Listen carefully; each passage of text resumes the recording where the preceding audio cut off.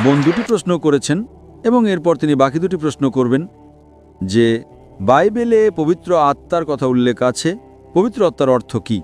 কোরআনে পবিত্র আত্মার যে সংজ্ঞা তা ইসলামের মতো এক নয়, কারণ খ্রিস্টানরা যখন পবিত্র আত্মার কথা বলে তারা মনে করে এটি ত্রিত্ববাদের একটি অংশ। একই সাথে তিন ঈশ্বর, যদিও ত্রিত্ববাদ শব্দটি বাইবেলের কোথাও নেই, কোথাও না। পিতা, পুত্র এবং পবিত্র আত্মা। যখন তারা পিতা বলে তখন তারা সর্বশক্তিমান ঈশ্বরের কথা ভাবেন, যেমন একজন সান্টা ক্লজ স্বর্গে বসে আছেন আর পৃথিবীটা তার পায়ের নিচে। যখন তারা পুত্র নিয়ে কথা বলে তারা যীশু খ্রিস্ট বা ঈসা আলাইহিস সালাম সম্পর্কে ভাবে, যেমনটা জেফ্রি হান্টারকে কিং অব কিংস মুভিতে দেখা যায়, নীল চোখ আর সুন্দর নাকের একজন মানুষ। যখন তারা পবিত্র আত্মা নিয়ে কথা বলে তারা পেন্টেকস্টের সময় কবুতরের কথা ভাবেন, অথবা যখন যীশু খ্রিস্ট বাপ্তিস্মা নিচ্ছিলেন সে সময়ের কথা ভাবেন। কোরআনে যে আত্মার কথা বলা হয়েছে তা কি?